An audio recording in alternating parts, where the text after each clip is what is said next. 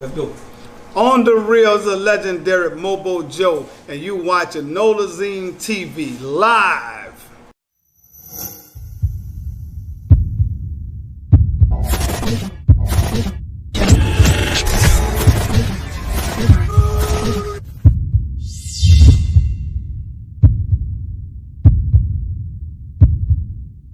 Tell everybody where you from. Harvey, Louisiana. My neighborhood is known as Manhattan, better known as the Woods. Okay. So, tell us, what year did you first come up? Actually, with the name of your record label and how it all got started and everything like that. All right. The name of my record label is Mobo Joe Records. That's what I started under. My first group was Lower Level Organization, which was me and my homeboy Notorious A, and Ice Mike produced my first MC. How I came about it, I was a big fan of hip hop from the time hip hop came on the scene. Around this time, I just wanted to get into the music. I had, money and stuff to do it, and I was talking to one of my homeboys that he passed away now, and I was like, man, I want to, get in the music game, in the rap game. And he told me Ace Nitty rap, which all of us grew up together in Manhattan. So I said, he good? He was like, yeah, Mo, he good, but he talking about killing the police and all kind of stuff. I said, let's go back there and holler at him. Went back there, I talked to him. When I talked to Ace, I was like, man, what we got to do? He told me about Ice Mike. He said, Ice Mike, do beats. He had talked to him, but he didn't really have the money to do it. So instead of meeting the next day, and got with Ice Mike, and we started working on an EP, Okay, so growing up for yourself, who influenced you to actually, start a record label? Because, if I always interview music artists, but I don't really interview the people who put their money behind artists. Well, who influenced me to want to do that? Eazy-E. Rest in peace to Eazy-E. I was a real, fan of Eazy-E. You know what I'm saying? I liked what he was doing and everything, and that's why I really got the idea, when I wanted to do it. Okay, and so being one, being one independent, rap, record label in the early '90s. I want you to tell us, how that was for you. In the early '90s? Yeah. Oh, it was good because I started traveling across state lines in the '80s. You know what I'm saying? Me and my homeboy, we used to chase the Saints a lot. I started going to the Saints game. My first Saints game, I went to out of town with Atlanta, and I fell in love, with traveling like that, just running behind the Saints and stuff like that. So I knew how to travel the world. You know what I'm saying? I seen how other people live and do stuff, and I used to go to Houston a lot. So I seen a lot of stuff that Rap a Lot was doing and stuff. So stuff like that gave me the idea to really want to do it also. But I was seeing in my city at this time, a lot of people just was doing the bounce records. You know what I'm saying? But by me traveling across state lines like that, I seen, the real rap scenes and how stuff was going. So that was most of my focus, to give New Orleans that sound platform that other cities had. Okay. So, in the '90s, while you coming up, Brandon, with the record label, can you name, other record labels that was that was more competition and was moving around with you? Well, it wasn't never a competition thing, okay. But when I went to the studio, Sugar Slim and Baby was there. They was recorded. Cash Money Records was recorded. They was working on their first project called Kilo G. You know what I'm saying? Which we always cool and stuff, because at the same time, it's never a competition. We always brothers of the same struggle. You know what I'm saying? And coming from the streets, so everybody trying to get to the legal money. You know what I'm saying? So at that time, it was Mobo Joe Records and Cash Money. That was 91, 92. Now you had other labels before I came on the scene. You know what I'm saying? They put out people like MC Thick, Bust Down, Tim Smooth, stuff like that. You know what I'm saying? My partner Courtney from back there in Harvard. You know what I'm saying? He was doing that. They had 3-9 Posse. You know what I'm saying? You had a lot of other artists that was right before us that came out. But me and Cash Money was really street dudes that's doing this. Them other labels that was really wasn't like on the real street dudes doing it. Like Money, he from the street, but he didn't get into it like us. We was just dumping artists. You know what I'm saying? And then you had Big Boy and so on and so on. So like, you know, being one like independent label back in the day, you know, they had like artists, you know, maneuvering, trying to sound with, you know, it was like different labels. Like, and so how many artists did you have your hands on at like early now? Well, really, yeah, when I started, it was just me and Ace Nitty. You know what I'm saying? And then my friend Kenny Ray, who I used to hang with, he knew this female, and Brandon Lil Badness was our cousin. So when he heard what I was doing, because Brandon at this time, Lil Badness was doing some stuff with Trey 8 and them too. So when he heard what we was doing, we was making so much of noise, he reached out to Kenny Ray. So I'm saying, so he hooked me up with him, and I bought him to the thing. At this time, I had got all my own equipment. You know what I'm saying? I had went to it wasn't, what the name of that, sound check. That was, you used to go to buy your equipment. So I went to sound check. I bought like 10 grand worth of equipment. You know what I'm saying? And I had bought the equipment by the house. So then Ace was like, he knew somebody who made beats through somebody else, which was that. So I bought that over there, and I hooked them up, and we started doing that raw gangster stuff. You know what I'm saying? They was looking at my lifestyle. I'm getting them concepts of what I wanted them to do. That's dope. Mm-hmm. So, like, you know, I want you to take me back a little bit. Like, being one, like, independent, like, you know, CEO rap label, like, if, like, I want to know, I'm like, actually, what did you enjoy most about it? And actually, I'm like, what did you actually, hated about it? I ain't gonna say I really hated a whole lot. You know what I'm saying? I just hate the fact that people speaks on stuff and on people's name and don't really know. You know what I'm saying? And they call themselves street dudes, they call themselves, you know, men and stuff like that. You know what I'm saying? People say like I stole money from Ruthless, Juveniles, I stole money from Doghouse, you know, stuff like that. I hate that stuff because at the time when I started these labels, these groups, Ruthless Juvenile was in a studio about a whole year. You know what I'm saying? I was paying bills for other people, for mamas and sisters and cousins, you know, in this whole scene at this time before the music came out. You know what I'm saying? So that part there, I hate. You know what I'm saying? But the good thing, like all the members of Ruthless Juvenile, Doghouse Posse, all of them to the day still respect me. You know what I'm saying? They look up to me as a big brother. You know what I'm saying? They'll tell you the real deal. But you got these gay people outside the camp that want to, you know, put the input. The part I liked about it was doing the shows and traveling, because the love that we got, I seen the impact that we was doing. You know what I'm saying? So that was my part. I loved that. And so like, okay, and so, you know, putting out, like, you know, like tape records back in the day versus now, like, you know, if I want you to break down how it was putting out music back in the early 80s, 90s versus now. Back then, I liked it back then better because you can control what you do.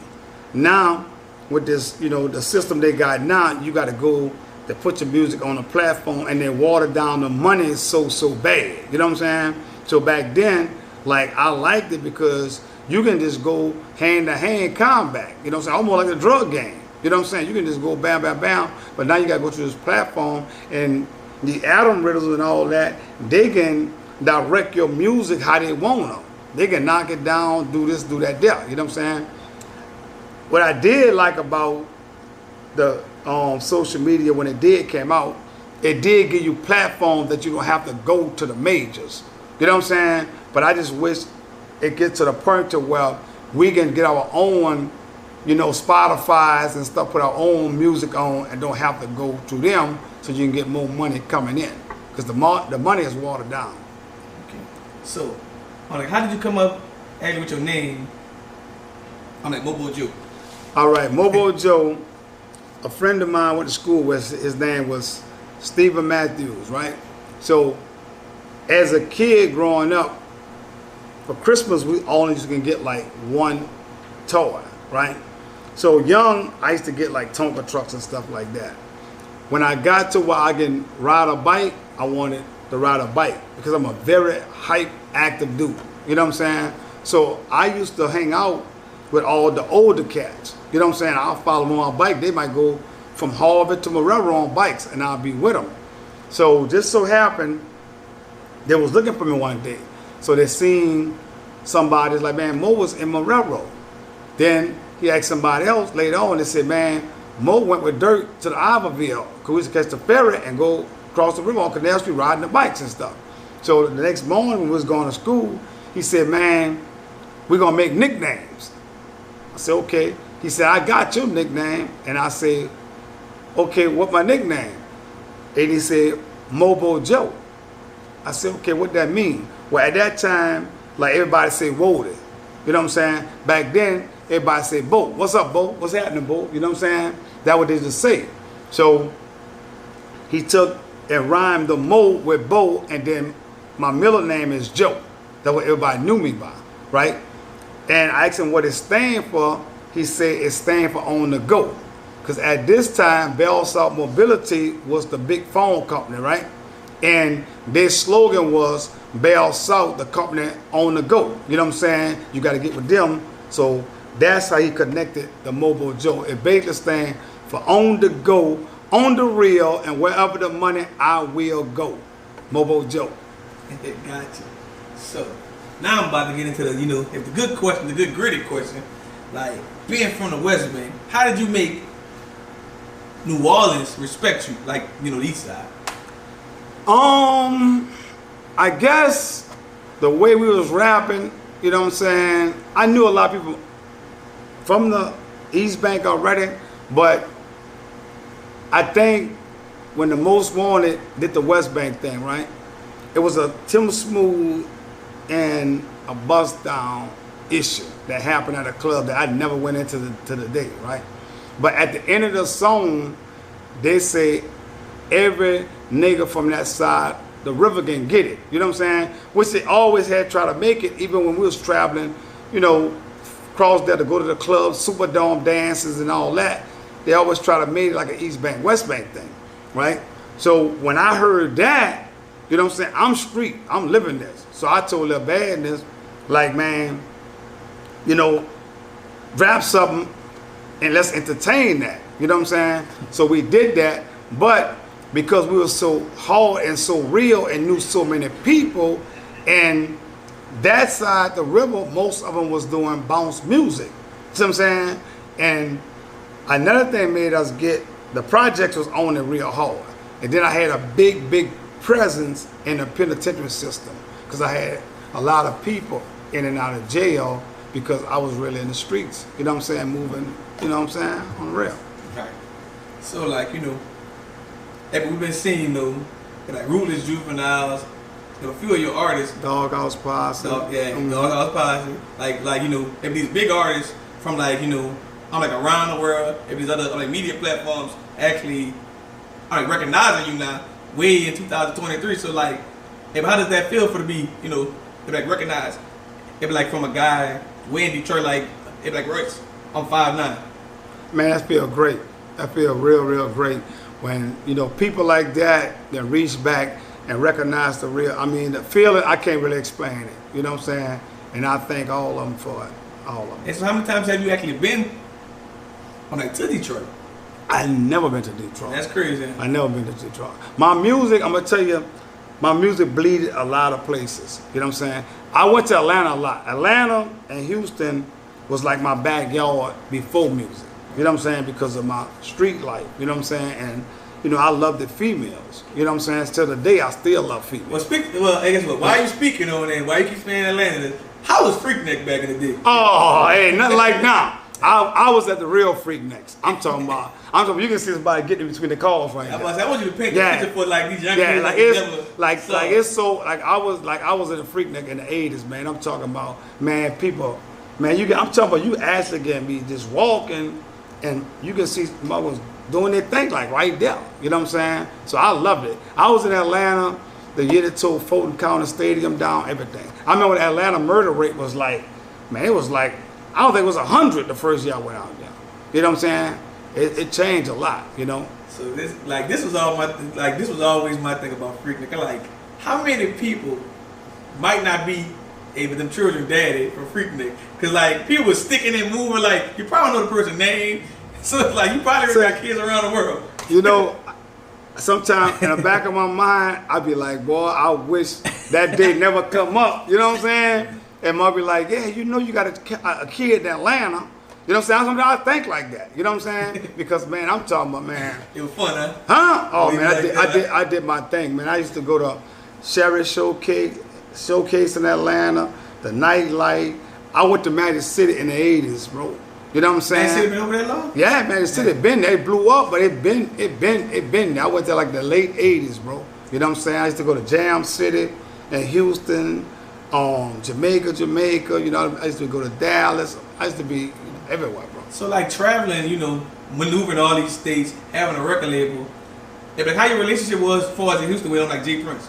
I never met J Prince. Okay. I never met J. Because you know you was making noise, so usually people kind of. Yeah, like I used to deal a lot with the mom and pop record stores, like in Atlanta, Dallas, Houston. You know, throughout the. Okay. You know, the little region. I deal with a lot of the moms and pop, but I never met Lil J. I was in a club one day when he was in there, but Lil J moved like Lil Boosie. He moved with a crowd. Yeah. He moved with a crowd. Boosie moved with 100 deep. He moved with a crowd. He moved with a crowd. I remember we was in the club, and I was like, man, who that dude is? And my cousin, he from Fifth Ward. He went to school with Lil J. And he was like, man, that's Lil James, you know.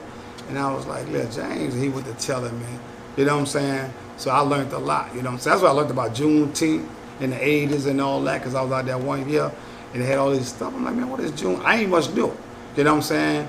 And we used to go to Galveston Beach every 4th of July, like me and my little clique. That was our vacation. And man, it used to be live like Freaknik. Like, it used to be live. Okay.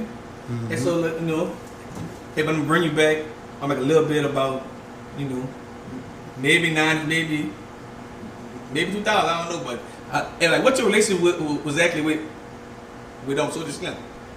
Man, woo! That's the real one right there. Soulja, I never met Soulja until I came home. When I came home, I was working at Peaches Records, right? And Soulja, real one, you know what I'm saying? Be honest with you, that man was the first one ever paid homage to me that I can remember was Soulja Slim, like from the era, right? So I was at Peaches and I was working, and on the real, it was him and Crazy, 504 Crazy, that came in the store, right?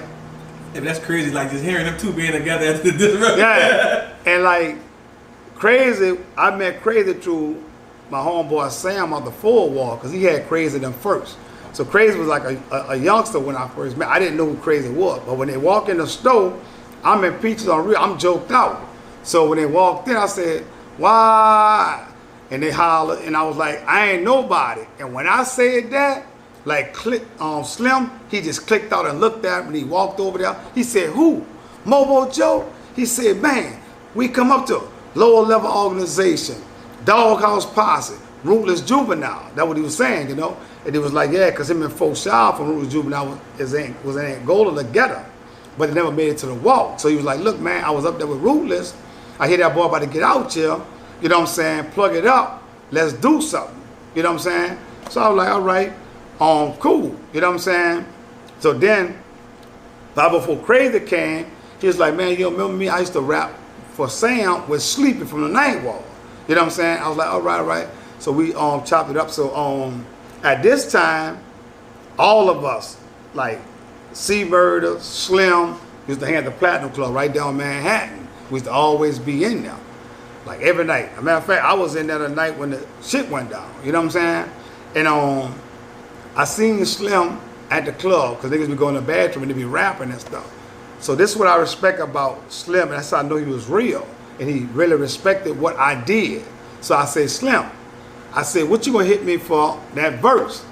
Slim looked at me, and he hit the chain that we doing all. He like, Mobo Joe, you a real nigga, I'm a real nigga. Book the studio, Slim gonna be there, right? So I'm like, all right. He said, Mobo Joe, we ain't gonna drop one, we gonna drop some shit for the city.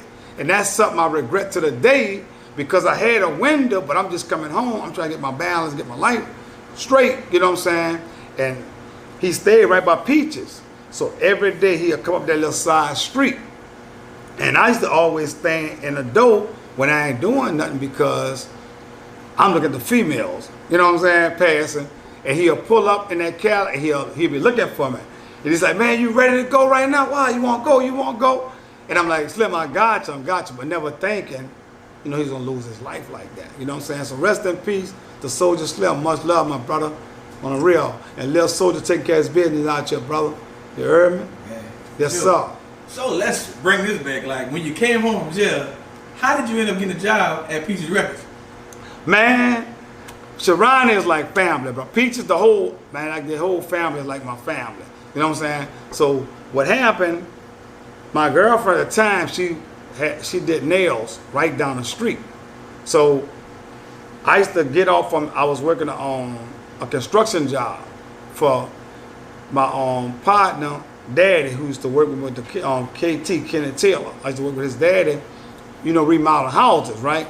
So after I get off from Nelski from going to the West Bank, you know, Peaches is like a hangout spot. You know what I'm saying? So I'll go hang out by Peaches, waiting on her to get off, still coming to the West Bank and got to go back over there.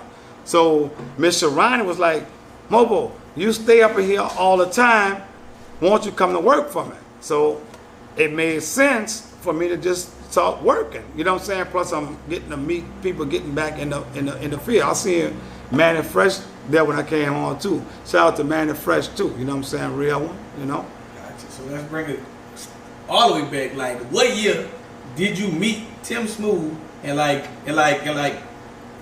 fast did you realize who was like one of the most like talented rappers on the in New Orleans? I met Tim Smooth. I dropped in '91. Had to be early '90s.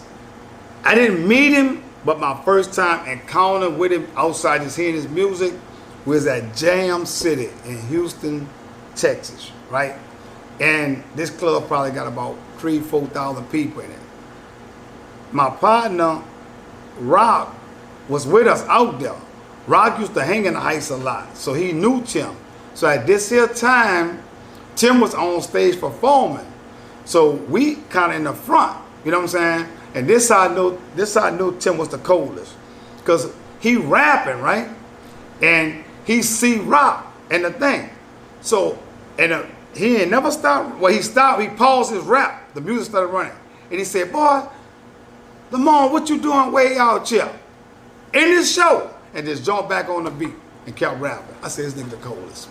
I said, this nigga the coldest, bro. You know what I'm saying? But I ain't gonna lie, back then, Tim, Bust Down, Hitman, Lil Elk, 39 Posse, 4-Pack, man, they was tearing up in Houston, bro. So them boys did their thing. It's kind of funny because they did their thing. Because I just interviewed Lil Elk and he was crazy because he was like, man, I remember back in the day, Lil Wayne used to open up for me.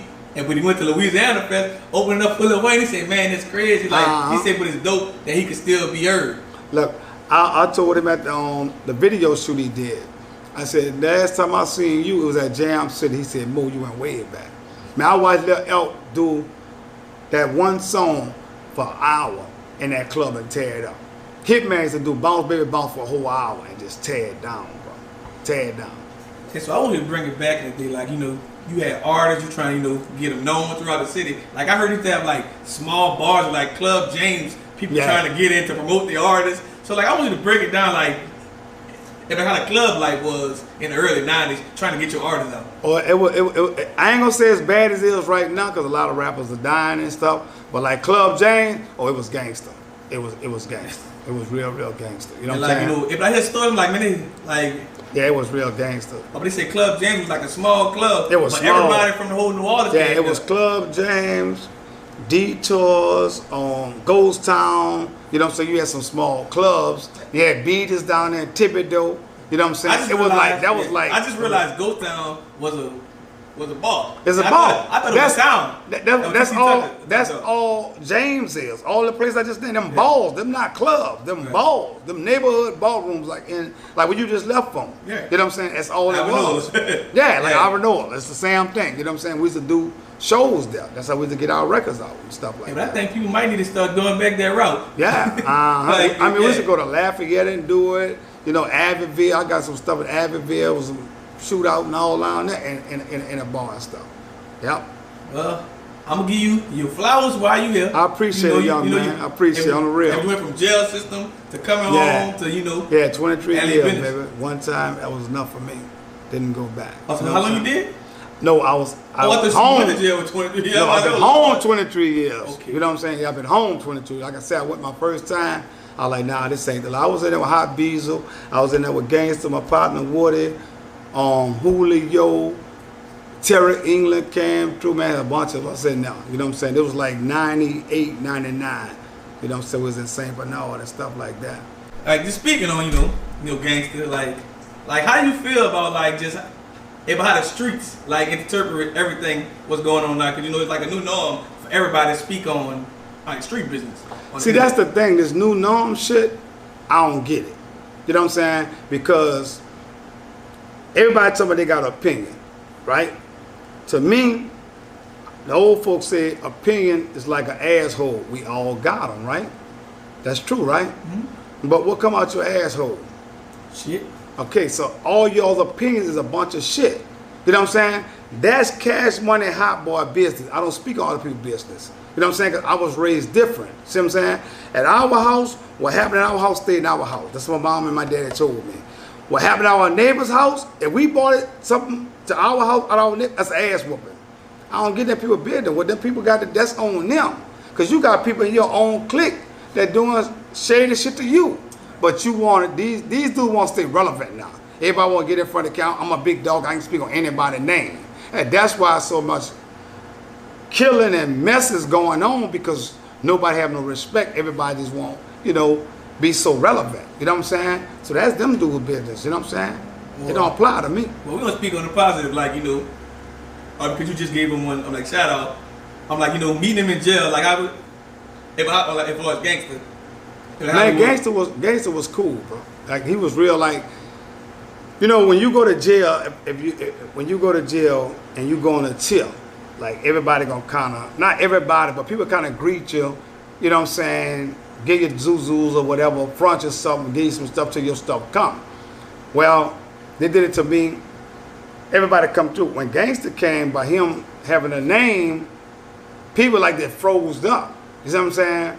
So when I seen him, you know, I was like, man, what's up? I introduced myself as Mobo Joe.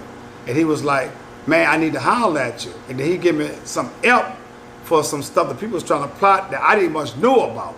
You know what I'm saying? So that's how we kind of bonded from there. And then it just led from, you know, just being sellers and now growing. You know what I'm saying? Oh, so y'all was good. Yeah, we was good. But I say on that situation, if I was that person they say he told on, if I was in the grave and I could come out of the grave and say, go home, I'll say, man, go on to your family, bro. Right. You know what I'm saying? Yeah, because I was going to speak on it. Next time, like, how you feel like, you know, me, I wouldn't care if somebody man, go home. Me if I'm dead. You know what I'm saying? Me and you go do something right now, and I'm gone, man, go home to your family. Because the thing is a whole trick. We fight the system. The system is bigger than us. You know what I'm saying? We killed each other. We locking each other up because we want to stay so street. You know what I'm saying? And then you talking about something 20-something years old. And we still want to be so street that we worry about that when we can take over the world with all the money coming to this community right now? Come on, man. Grow up, man. Come on. How gangster you want to be, man? So, you know? Also speaking on the 90s, like, how you was saying, you know, you went to jail. You was in jail with, like, a lot of people that was known through the city. Like, it's how important it was to actually have, like, one, you know, it was a good name going to jail, basically. Like, you know, everyone name that carried weight on the streets. Say that again? Like how important it was to have like a good name going to jail in the 90s. Oh, it was very important. It very like ain't like even like meeting Gangsta and Hot Beezel and man, now to see the respect they had for me for what they really was doing, that meant a lot. You know what I'm saying? That meant a lot, and I was able to help him start his label from in jail. You know what I'm saying? He'll take the advice, and man, it was a lot. It was real. You know, it let me see that, you know, we can get stuff done in a positive way. You know what I'm saying? Gotcha.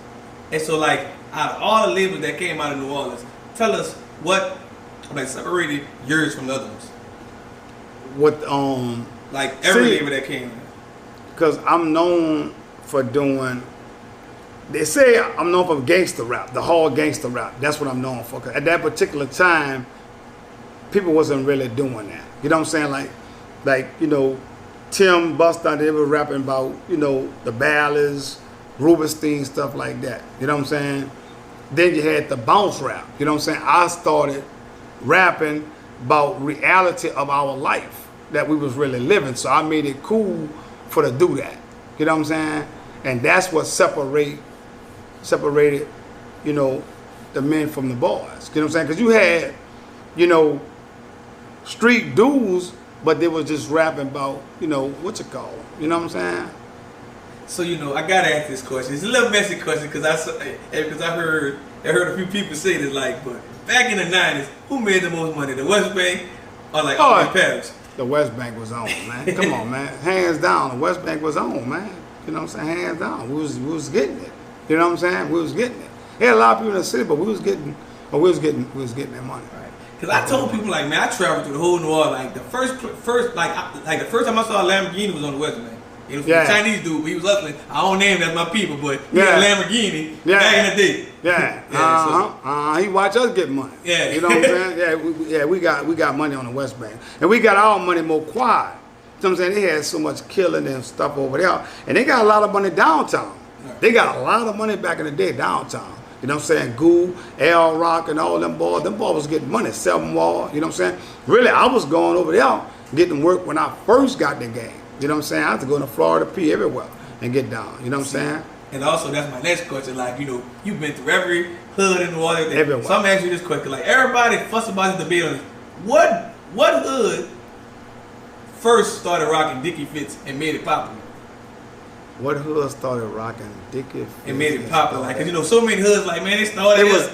I would have to say, I can't pinpoint the Dickie suits on the hood because of New Orleans. I can't say for secret who started, but it was more downtown. But I was, a lot of people tell you I'm a Dickie suit wearing dude, like, you know what I'm saying. And I remember, you know, downtown scene, because you had people like damn, what's your boy name, had the tow trucks and all that, man. He got busted way back in the day, was selling I can't call it that, click them and stuff, but they was from downtown. You know what I'm saying? I just see them with the Dickie suit, but it was just a fashion thing. You know what I'm saying? Well, I made it cool to airbrush on your Dickie suits. Because me and my homeboy got killed, we'll take like lines from the ghetto boys, like I can't stand line bitches. We'll put on the back of our Dickie suit, we'll put oozes on there. You know what I'm saying? We had airbrush. P-Town Moore tell you that we had guns. We had to go to ask the villa, how we come to the villa. You know what I'm saying? The Manhattan boys. Oh yeah, we carried you out. Me and my partner T, rest in peace, man, love you. You heard me? Yeah, we did that. Yeah. But I say more downtown. So like for the city, it combined, like, you know, who was the flyest? The West Bank or the West Bank. You know that. You know that. You know. I tell you another thing that people don't realize too. By me traveling in the 80s, real talk, I went to Miami. My first Super Bowl had to be 88, 89. It was the 49ers, Cincinnati Bengals, right? But we used to travel.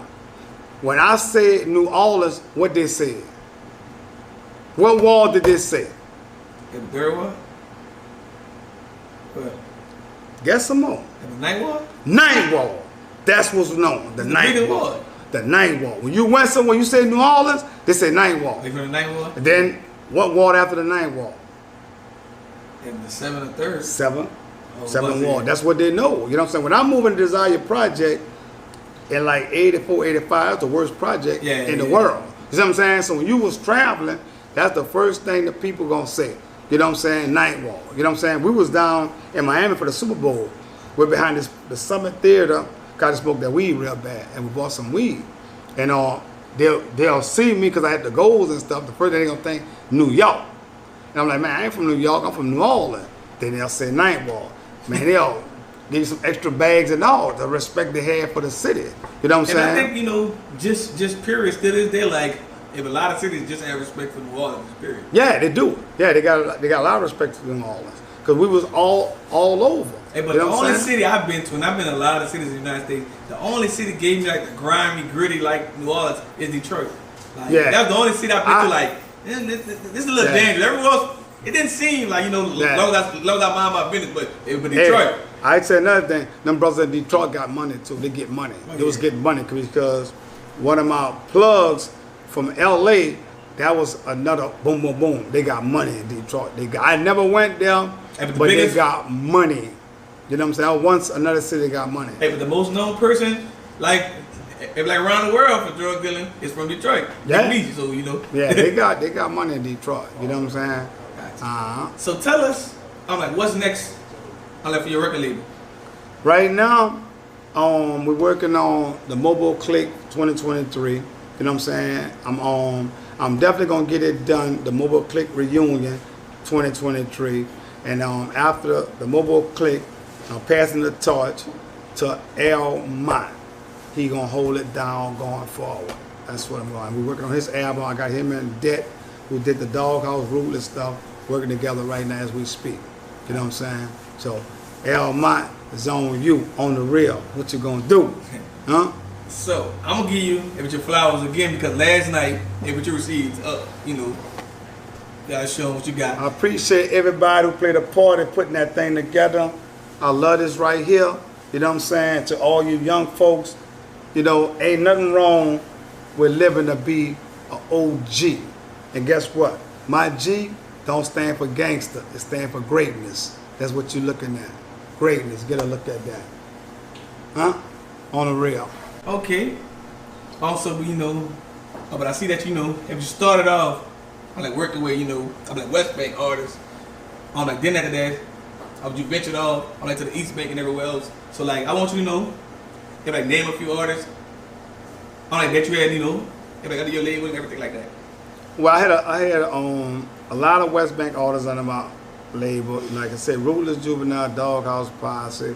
I work with MC Spud, Final Approach, but I also work with East Bank artists like the great Ricky B, my little sister Cheeky Black. I can never forget Lil Goldie, man. Lil Goldie, that's my little brother right there, man. And I did a lot of things with East Bank rappers. I also helped take for them. I brought them on the road, Juve them to Atlanta, doing shows and stuff like that, And like, and that's also one, it's a good thing because, there been a lot of labels like before like to the outside world, but labels didn't get along. Mm-hmm. And you speaking on, basically used to help other people. So like for us Big Boy Records having like, if they have a West Bank and moving on like that, how was your relationship? Like for us with like Chuck and them? Me and Chuck was cool. I was cool with Big Boy, Robert Shaw. I was cool with them too. You know what I'm saying? Cause Chuck was getting money in the streets and stuff. And they right before they dropped Mystical, they came by the record store and got an opinion from me on what I thought about it. You know what I'm saying? I told them it was hot. You know what I'm saying? To go ahead and drop it. You know what I'm saying? And I met Ricky because Kenneth Taylor KT was used to be my business partner, and he knew Kevin who did the beat for Ricky. So at this time, like I say, it was so many people with the gay stuff. To me, I call it gay when you got men talking or stuff you don't know. So they were saying all kinds of stuff with the. I took Ruthless Juvenile money, so I told Kenny like at this time I wasn't signing no artists or nothing like that, right?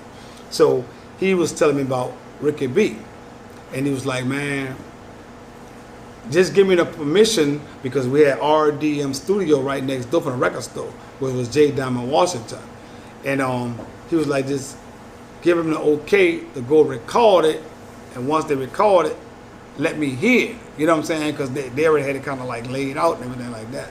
So when they did it, I went over there and I heard it. And I like what I heard because it was good, positive stuff.